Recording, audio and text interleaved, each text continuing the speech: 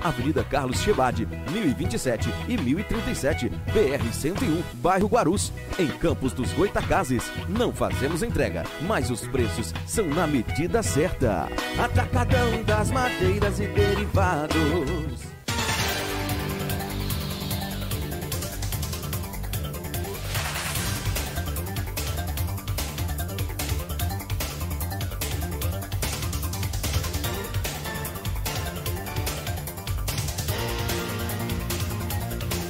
Oito horas e 11 minutos, nós voltamos aqui com o Folha no Ar, primeira edição, e vamos naquele tema, né, Romeu, que eu coloquei para você, sobre essa história de você ter um dinheiro.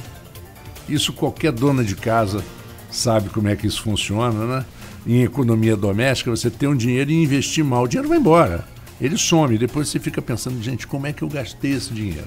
Você vê, faz um show, 400 mil reais de show. Esses 400 mil reais não poderiam ter sido investidos de outra forma e se fazer um show local com 30 mil reais. Agora, o que isso leva de educação e de aprendizado para o futuro, na sua opinião? Então, eu acho que a pergunta é super oportuna e é um tema que merece ser debatido. Eu acho que a gente pode dividir em duas partes, né? Se a gente pegar, por exemplo, o ciclo da cana aí dos anos 1970, 1980, eu acho que o desperdício foi gerado por um superdimensionamento das usinas, né? Era muito dinheiro, muito investimento e superdimensionaram as usinas de tal forma que não havia capacidade de produção para atender essas usinas, né? E o resultado a gente viu aí. Campos chegou a ter 20 e poucas usinas, hoje a gente tem quantas funcionando? Umas duas, né? 2 ou 3. E ainda assim a gente corre o risco de faltar cana, né? Porque investiram então no superdimensionamento da parte industrial e faltou investimento em irrigação, em tecnologia, como São Paulo fez, né? E que é evidente, né?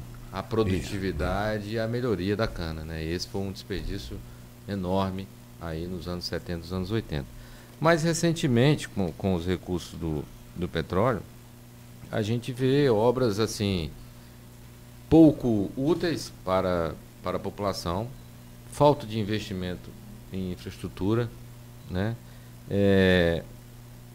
A gente vê recursos aplicados sem uma preocupação com retorno, como é o caso do Fundecan, né? Mais de 400 milhões de reais em dívida, né? Hoje, se a gente tivesse 1% desses 400 milhões de reais para fazer política de ciência, tecnologia, inovação e política de desenvolvimento, né? Com Viva Ciência na escola, Viva Ciência na empresa, com apoio à startup, né? Então faltou também investimento em educação. Se a gente pegar, por exemplo, o Brasil dos anos 80 e a Coreia dos anos 80, o Brasil era muito mais desenvolvido que a Coreia. A Coreia investiu em quê? Investiu em educação, em pesquisa, em inovação. Você vê hoje que as montadoras coreanas, né, a Hyundai, a Kia, já competem de igual para igual com as montadoras japonesas, que é Toyota, Mitsubishi. Você vê a própria Samsung já compete com a Sony. Hoje a Samsung é mais forte que a Sony. Mas tudo isso por causa de quê? A LG também é muito forte. A LG também, né? Coreana também. Isso por causa de quê? Investimento em educação básica, né? Educação de nível superior, pesquisa. Pós-graduação. Então faltou a gente utilizar aqui, voltando à nossa cidade, utilizar esses recursos para fortalecer a nossa vocação, porque Campos é uma cidade universitária. Nós temos 3 instituições de ensino superior de altíssima qualidade, nós temos mais de 20 mil estudantes universitários, mais de 500 estudantes de pós-graduação estrito sensu, e esse potencial nunca foi então utilizado. A gente está utilizando agora com Viva Ciência, né? Com Viva Ciência na escola, com Viva Ciência na universidade, com Viva Ciência na empresa. Então, eu acho que o desperdício foi esse, foi usar o recurso em políticas que não têm retorno a longo prazo. Romeu, eu vou puxar, depois eu queria voltar em alguns pontos que você falou, mas eu vou aproveitar esse último que você falou, da questão da educação. Eu vou fugir um pouquinho da nossa pauta, mas eu queria ouvir sua opinião sobre isso também. Nós temos, né, entre tantos articulistas que escrevem na Folha, muitos ligados à área da educação. Tem o antropólogo Carlos Valpassos, que é um dos articulistas que sempre bate nessa tecla. Etevaldo Peçanha, José Eduardo Peçanha da Silva, o próprio reitor da UENF, que o espaço é do reitor, independente de quem seja, hoje Luiz Passoni. Eles batem muito numa possível demonização das pesquisas, demonização da educação de nível superior no país, com a entrada do novo governo, com as mudanças no nível presidencial, tanto com o Jair Bolsonaro, quanto com o posicionamento do próprio ministro da Educação, o Abraham Van Traub, né? Um nome meio complicado, às vezes derruba a gente que não conhece a pronúncia correta desse nome. Você também, professor, conhece esse mundo de pesquisa, a importância da pesquisa para o futuro do país, sobretudo, você falou um exemplo aí clássico, né, do Brasil e Coreia, década de 80 para agora. Você vê realmente alguma política pública de demonização da educação, de nível principalmente de nível superior e pública no país, com essa mudança de governo? Eu não vejo uma política de demonização, né? Mas o que a gente vê é o corte de recursos, talvez em função da crise, né? Então, eu sou professor universitário também e a gente já vislumbrava o corte de orçamentos, né? E com base nisso, a gente desenhou o Viva Ciência para as universidades, né? Então, eu já sabia que o IFE ia perder recursos, inclusive recursos das bolsas de iniciação científica. E aí o que a gente pensou com o Viva Ciência? A gente pensou justamente oferecer essa bolsa por meio do município para que o estudante e o professor resolvam problemas do município. Então a gente identificou demandas nas secretarias, nas superintendências da prefeitura e aí a gente abriu um edital com essas demandas. Nós temos esse problema, como é que você pode ajudar? Submeta um projeto. Então o professor e o aluno, o estudante, submete um projeto e aí ele vai encontrar soluções para a gente. Aí a gente tem projetos em quase todas as áreas, mobilidade. Só para você ter ideia, o MOB, né, que é o aplicativo que hoje utiliza, né, a população utiliza para localizar o ônibus, foi desenvolvido em uma universidade de campus, né? Então o potencial de contribuição da universidade é muito grande. Então a gente não pode deixar de apoiar o estudante universitário. Eu acho que é um erro que o governo está cometendo. E ele, inclusive, já voltou atrás com algumas bolsas da CAPES, né?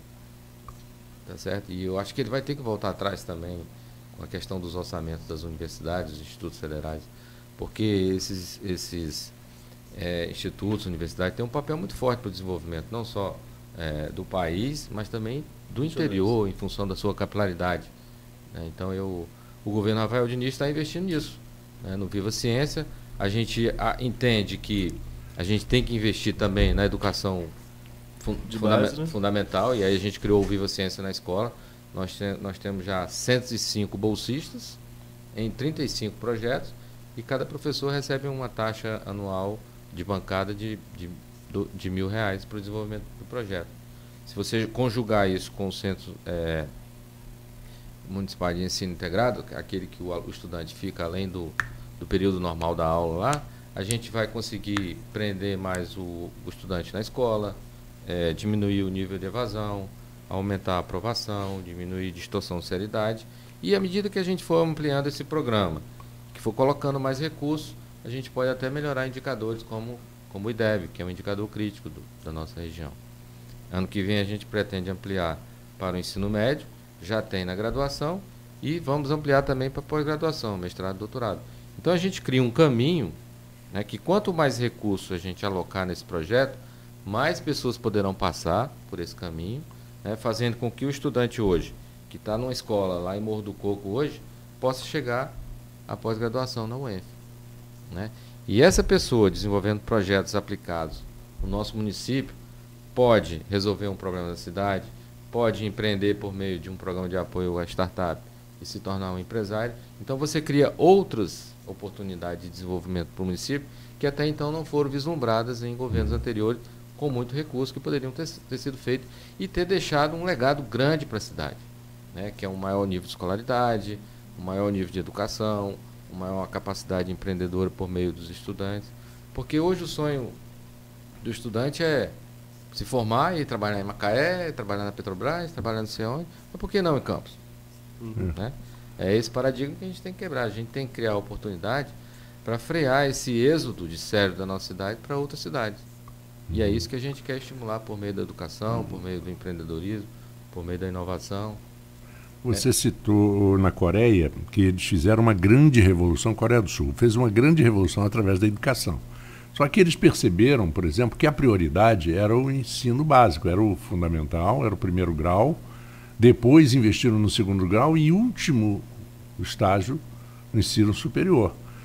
E a gente viu, por exemplo, de 2002 para cá, no Brasil, um investimento no ensino superior e nada no ensino primeiro grau, segundo grau, que piorou violentamente, principalmente as escolas públicas, pioraram no Brasil dos anos 70, dos anos 60 para cá, de forma assustadora. Dos anos 60, 70 e 80 no Rio de Janeiro, as melhores escolas do primeiro e segundo grau eram as públicas. Colégio Pedro II, colégio de aplicação, tanto da Lagoa quanto da Tijuca, colégio militar, que não era colégio propriamente da rede pública, mas Instituto Lafayette, esses colégios eram exemplos, eram modelos de grandes alunos, né? E hoje nós não temos isso. Por exemplo, muitas universidades particulares que surgiram nesse período já fecharam.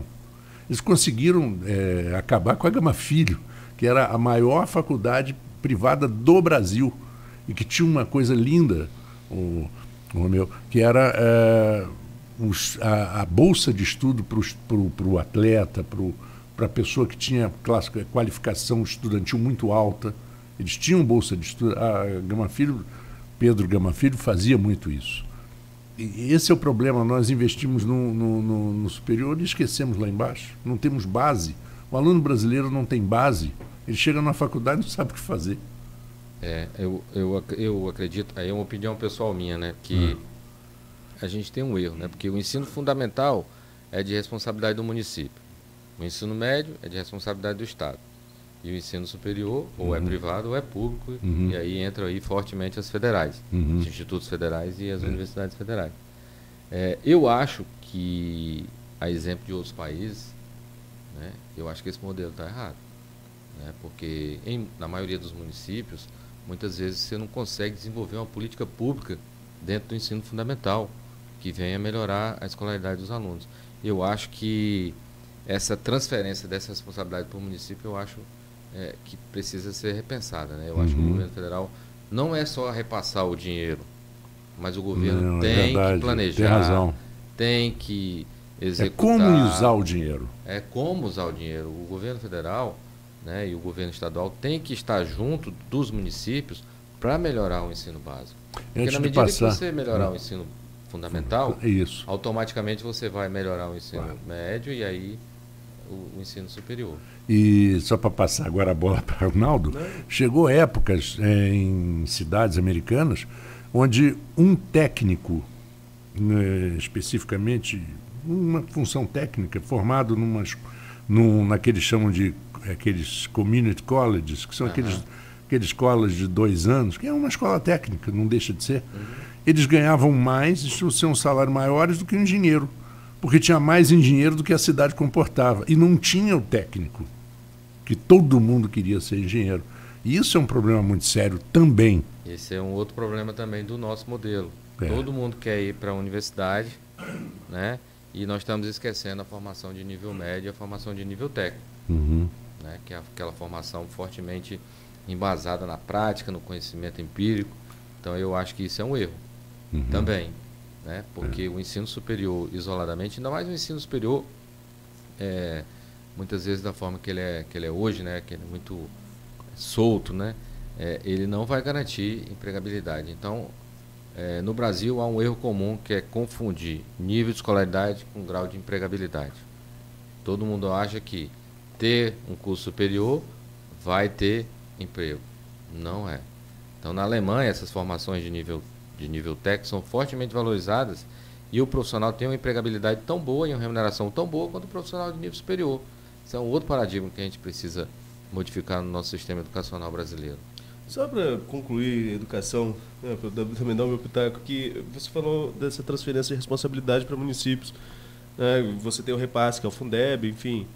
Mas há uma cobrança muito forte também nos índices, como você falou também, citou também aí o IDEB. E muitas vezes os municípios, até mesmo para conseguir alcançar notas melhores no IDEB, acabam maquiando os dados. Criam-se progressão automática de aluno para cair o nível de reprovação e isso reflete no IDEB.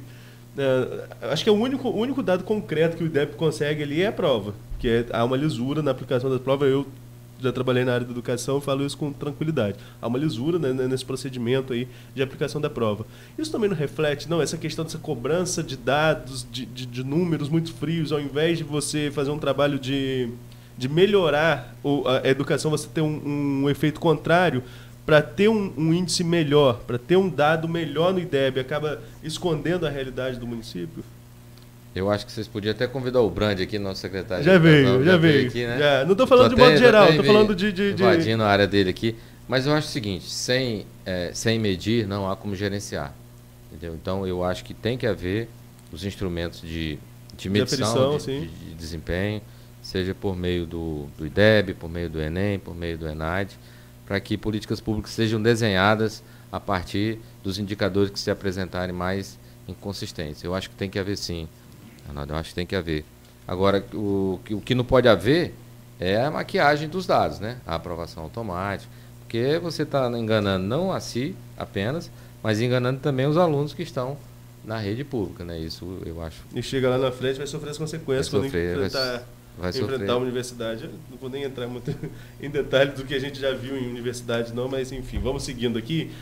Com relação à sua resposta, nem a anterior, né? Uma outra resposta que você elencou alguns fatos relacionados ao petróleo, você citou obras que seriam desnecessárias ou gastos desnecessários. Você teria exemplos para falar claramente dessas obras e de valores que isso representa? Um caso clássico do nosso município é o Sambódromo ali, né? O CEPOP, né? CEPOP, né? Então, ali na Avenida Alberto Lameiro. Uma obra que custou R$100 milhões, onde esse recurso poderia ter sido investido de uma forma muito mais produtiva e com um impacto muito mais significativo no processo de desenvolvimento do município. Pensou-se no Sambódromo, mas não pensou no desenvolvimento do carnaval. É a tônica de Campos, pensa de um lado, mas esquece do que seria o outro. Pois agora eu gostei dessa pergunta. Porque pensa-se no palco, mas não tem ator para o palco. Se você pegar, por exemplo, Parintins, construíram um sambódromo lá. Mas aquele negócio dos bois lá. Como é que é o nome? Tem Festival dois. Folclórico de Parintins. Tem dois, né? Garantido e Caprichoso. Garantido e Caprichoso. Tem todo um aparato cultural que faz aquele evento e atrai o turismo. E isso fomenta o desenvolvimento. Mas simplesmente construir um sambódromo sem a base cultural por trás, isso não é política pública que gera desenvolvimento. Não, é isso que eu estou querendo justamente deixar claro, né? Você tem que integrar as políticas públicas, né? Tem infraestrutura do sambódromo, mas tem que ter arte, cultura, fomento aos eventos, né? Ao carnaval. Então, e pegando um gancho já aí nessa questão de uma boa ideia, um bom pensamento, mas que não tem um outro lado, é o próprio Fundecan, né? A gente comentava isso aqui no intervalo. O Fundecan nasce lá em 2003 no governo Arnaldo Viana como uma boa ideia. Você pegar o recurso de royalties e redistribuir para outras, para diversificar a área econômica. Mas, no fundo, acaba aí sendo alvo de uma CPI, alvo de várias denúncias. Eu volto à pergunta anterior. Parece que Campos tem boas ideias, mas não consegue executar. Essa é a tônica desses 3 cavalos selados também que você já falou anteriormente, a safra, o período da cana, 2 períodos da cana e 1 do petróleo? O Fundecan, na sua concepção, é uma ideia maravilhosa, né? Agora, o que a gente, novamente na minha concepção, o que a gente observou foram 2 problemas graves, assim. A falta de foco no que financiar. Financiou fábrica de biscoito, fábrica de fralda, ou seja, não se buscou a vocação do município, identificar quais são realmente as cadeias produtivas mais promissoras, aquelas que podem gerar emprego, aquelas que podem gerar impacto social, né? E o outro problema é justamente a falta de garantia na concessão do crédito. Né? Isso fez com que deixasse o Fundecan hoje com uma dívida de 400 milhões de reais, que se reajustar pode chegar a bem mais do que isso. Então esses dois problemas tornaram essa política pública fundamental, né, sem resultados concretos. Então hoje o professor Rodrigo Lira, que está à frente do Fundecan, vem fazendo um excelente trabalho de recuperação desses créditos, inclusive com recuperação de ativos. Em breve ele já estará fazendo leilões aí já de alguns ativos recuperados, e isso pode novamente vir a fortalecer o Fundecan.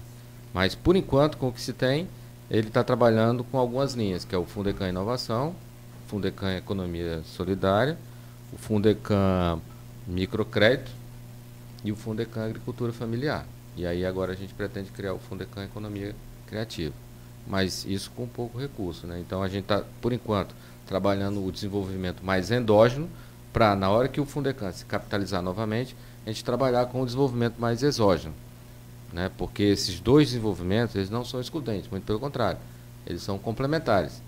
Você pegar, por exemplo, o Porto do Açu, é um desenvolvimento exógeno que tem pouca, digamos assim, impacto no desenvolvimento endógeno, na medida em que poucas empresas de lá vendem para o Porto do Açu, poucos trabalhadores participam.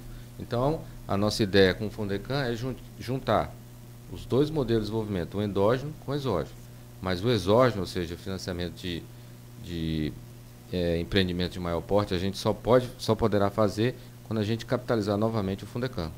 Você citou o Porto do Açu, então vou aproveitar para a gente entrar na próxima pergunta.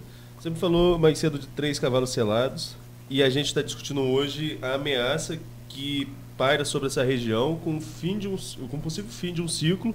Se você perder o royalties, embora já esteja em declínio, nós estamos em Campo Maduro, você mesmo colocou aqui, é a principal receita não só de Campos, mas a principal receita de vários municípios produtores de petróleo. Se perder, se partilhar isso aí, é praticamente o fim do ciclo do petróleo para a região. O Porto do Açu, nesse contexto, é mais um cavalo selado? E como os municípios, principalmente Campos, pela proximidade, e São João da Barra, que é o território, podem se aproveitar do Porto do Açu na sua visão? Eu acho que o Porto do Açu é mais um cavalo selado que Campos tem para a região. Mas a gente tem que trabalhar o desenvolvimento não em termos municipais, né? A gente tem que trabalhar o desenvolvimento em termos regional, porque uma cadeia produtiva, ela não nasce e morre dentro de um município, ela extrapola os limites municipais. Se você pegar, por exemplo, a cadeia produtiva do petróleo, ela vai do Rio de Janeiro até São João da Barra. Né? Então, o Porto do Açu, o projeto vem sendo transformado aí, tomando uma vocação mais próxima das atividades do petróleo, em que pese continuar o minério lá e outras atividades, mas uma vocação mais próxima do petróleo, especialmente com a chegada da Biport lá, que já tem empresas, conforme eu falei, Perenco, Shell, eu acho que a PetroRio também, se não chegou, está para chegar. Então isso vai trazer um novo dinamismo para a região, né? Não apenas no que se refere aos campos maduros, mas também de apoio offshore ao pré-sal tanto no sul do estado, ali em frente a Niterói e Maricá, mas também é o que está por vir, porque, como vocês sabem, embaixo da camada do pós-sal tem o pré-sal. Então aqui também, na nossa região, se furar mais, também vai encontrar pré-sal. Tá certo? Então, o Porto do Açu tem um potencial enorme de se dinamizar a partir dessas novas perspectivas. E agora, mais recentemente, com o investimento da GNA de 8 bilhões de reais, a gente vai ter a garantia do fornecimento da energia elétrica. Diferencial. Coisa que a gente não tinha. Quando as empresas se instalaram lá, usavam geradores a diesel, então isso gerava uma insegurança institucional muito grande para se investir. Mas agora, que é um empreendimento que não tem erro, porque você vai pegar o gás, vai jogar numa usina termoelétrica, vai gerar energia. Ou vai ser consumida ali, ou vai para o sistema elétrico. Ou você vai pegar o excedente de gás, jogar no gasoduto e distribuir. Então não tem erro, é um empreendimento que não tem erro. Por isso que estão colocando 8 bilhões de reais. Então isso pode gerar um grau de atratividade, não em função do preço da energia elétrica, que vai ter que obedecer às regras do Sistema Nacional Elétrico, mas na questão da garantia do suprimento de energia elétrica. E aí novas empresas poderão vir e se instalar. E como você sabe, e a gente já observou na região, o desenvolvimento ele transborda. Assim como transbordou de Macaé para Rio das Ostras, ele vai transbordar de São João da Barra para Campos. Tá certo?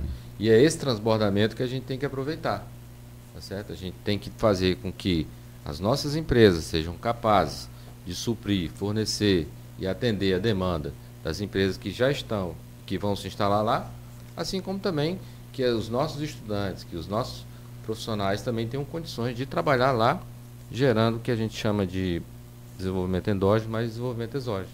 Então, é sim um cavalo selado e a gente não pode perder essa nova oportunidade. É uma boa lição, né? Já perdemos 3, né? Perdemos 3, não podemos perder mais. A gente tem que perder mais um, realmente. Quando você falou voltar só uma coisinha, da falta de garantia nos empréstimos da Fundenor, Fundecam, perdão, do Fundecam, aquilo, é o que facilita a barganha política, né? Isso facilita, porque, olha, o Fundecam tem aqui um dinheiro, vai emprestar para isso, mas também empresta para uma fábrica para um sujeito que ia fazer uns ônibus, ou iam colocar uns ônibus no mercado, mas que não tinha os ônibus. Aí usa o ônibus como garantia. Não teve uma história dessa? Sim, a gente já falou. Essa é ótima. Vezes, né? Essa é muito boa. A compra, né? É a garantia.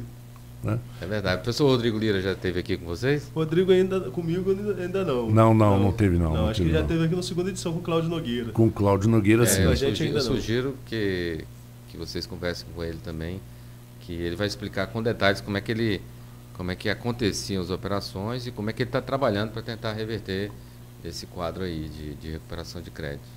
Uhum. Teve um caso em São Paulo que explodiu na mídia, que gerou até a demissão do diretor-geral do Banco do Brasil, aquele Bedini, né? Ele foi do Banco do Brasil, Banco do Brasil, que houve um empréstimo de R$1,5 milhão de reais para uma socialite de São Paulo sem nenhuma garantia. E isso quando explodiu na imprensa, eu falei, mas vem cá, o que foi dado de colateral para um empréstimo de R$1,5 milhão de um Banco do Brasil? Nada. Não passou muito tempo, o presidente do Banco do Brasil, foi a pedido dele. Eu acho que, conforme eu falei aqui, faltou estudar realmente quais são as vocações, né, do município e escolher uma ou duas cadeias produtivas e encadear ao longo da cadeia produtiva um conjunto de empreendimentos que se complementem, né, e que possam, a partir dali, promover o desenvolvimento. Agora, atividades conexas, fralda, biscoito, sei lá, isopor, sei lá, goma, macarrão, isso eu acho desconexo do ponto de vista do processo de desenvolvimento, né? Uhum. Eu achei isso, para mim, eu acho que foi um erro estratégico. Agora, a ferramenta do Fundecam de fomentar a indústria, fomentar o desenvolvimento, eu acho que sim. Agora, esses 2 erros foram básicos. A desconexão entre os empreendimentos e a falta de garantia nas operações. Foram 2 problemas que eu vejo como entraves aí que prejudicaram o processo de desenvolvimento do município a partir dessa ferramenta. Bom, ficaram as lições, a gente espera que as pessoas tenham aprendido essa lição e corrigido. Bom, nós estamos chegando ao final da entrevista, eu vou passar primeiro para o Arnaldo. Arnaldo, se você tem uma consideração final. Não, acho que só essa questão, acho que o que o Romeu levantou muito bem aqui, né? São vários erros que aconteceram e aqui a gente não está destacando o governo X, Y, são erros estratégicos de séculos, né? A gente está falando lá do século XIX, né? Com a questão do primeiro auge da cana-de-açúcar, ainda do Império, né? Quando começa o finalzinho do Império para a República ali, meio que na transição, né? Então são erros de longas datas e que você tem aí a possibilidade agora de colaborar, Romeu, como superintendente, para se planejar. Só que no Brasil a gente tem um grande problema, no meu ponto de vista, que são as ações que são mais governamentais do que são mais planos de gestão, de uma gestão, do que planos de governos que vão se sucedendo. Você acha que também não é esse o grande erro?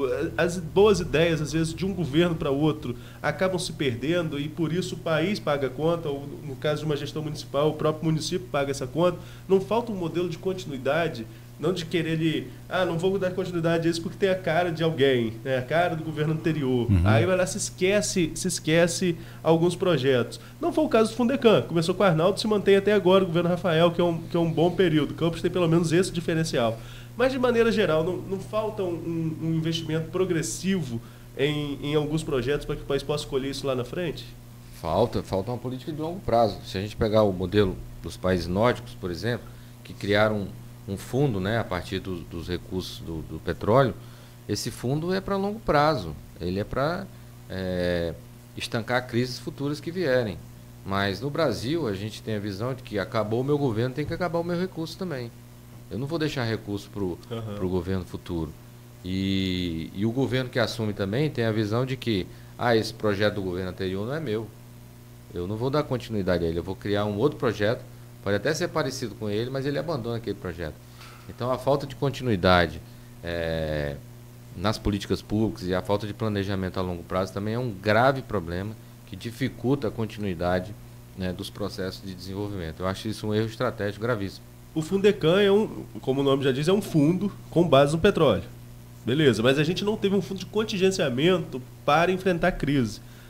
À época, o vereador, no governo passado, na legislatura passada, o vereador Marcão até propôs a criação desse fundo. Mas agora, não foi muito arriscado para o Estado e para os municípios, não só Campos, e volto a falar de maneira macro, não foi muito arriscado você dar uma liminar que segura essa distribuição de royalties. E mesmo assim, não se pensar numa estratégia de futuro, se gastar com obras, como você colocou aqui, o CEPOP, no caso de Campos, e se a gente for pegar, o Globo fez uma matéria uma vez que foi lá e mostrou porcelanato na praia de Rio das Ostras, o recurso de petróleo sendo gasto de uma forma não muito... Como que eu posso colocar uma forma que não seja ofensiva, né? Mas, enfim, sendo gasto de uma forma que não seria a real necessidade, não sendo investido, e sim desperdiçado, né? Que é o caso de algumas obras que a gente tem na nossa região. Campos tem algumas, mas outras cidades também têm as suas, né? E todo mundo errou na questão do petróleo. Inclusive, esse erro de investimento, esse desperdício de dinheiro é um argumento de muitos parlamentares que são a favor da redistribuição dos royalties, né? Fala que os municípios que tiveram muito dinheiro não aproveitaram bem esse recurso, então é melhor que divida para todo mundo. E, inclusive, pessoas dos municípios produtores pensam da mesma forma. É bom a gente colocar isso. Nós avaliamos que seria um caos, mas para outras pessoas não. Seria melhor porque seria menos dinheiro para administrar. Não dá para entender muito bem. Mas essa questão de você estar seguro numa liminar de 2013 e não pensar que isso pode cair a qualquer momento, que uma liminar, uma decisão que ainda vai a pleno, e não se pensar em um fundo para esse período de crise, não foi um erro também estratégico da nossa região? Foi um erro gravíssimo. Se você pegar, por exemplo, Niterói hoje está criando um fundo, né, a partir de uma determinada porcentagem das participações especiais, ou seja, ele já está se antevendo que esses royalties, a exemplo da nossa região, não são para sempre. Então ele está criando lá, embora eu ainda ache pequeno, que lá é 10%? 10% das participações especiais. Né? Mas, de qualquer forma, eles já iniciaram uma precaução com o futuro. Então, hoje, para Campos, é impossível você criar um fundo. Porque e aqui foi o contrário, né? Você pegou empréstimo com royalties futuro, mesmo para não eliminar. Pois é, a venda do futuro foi para manter o padrão de arrecadação acima da casa de R$1 bilhão, para a população achar que não tinha problema. E aí ficou um passivo aí enorme para o governo Rafael Diniz, que, por sorte, por competência da Procuradoria, o Zé Paz, conseguiu renegociar e está pagando apenas 10%.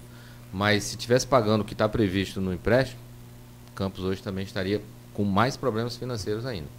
Agora, como eu dizia, hoje para Campos é impossível você fazer um fundo, porque o recurso já não é mais suficiente nem para arcar com as despesas completas do município. Agora, para aqueles municípios que estão começando a ter grandes arrecadações, como é o caso de Niterói, de Maricá e municípios de São Paulo, como São Sebastião ali, eu acho que é uma medida extremamente importante ser tomada desde já, justamente para se antever a futuros problemas de arrecadação no futuro. Agora, só para a gente finalizar, acho que eu cheguei a falar isso aqui nos bastidores, mas acho que eu não falei no ar. Não, cheguei a falar no ar sim, mas eu queria saber a sua opinião sobre. A partilha dos royalties, caso passe no STF, muda o quadro político de sucessão na cidade? Você acha que muita gente que hoje é pré-candidato, com um novo contexto financeiro, caso o Supremo caso o Supremo decida pela partilha dos royalties, pode abrir mão de candidaturas?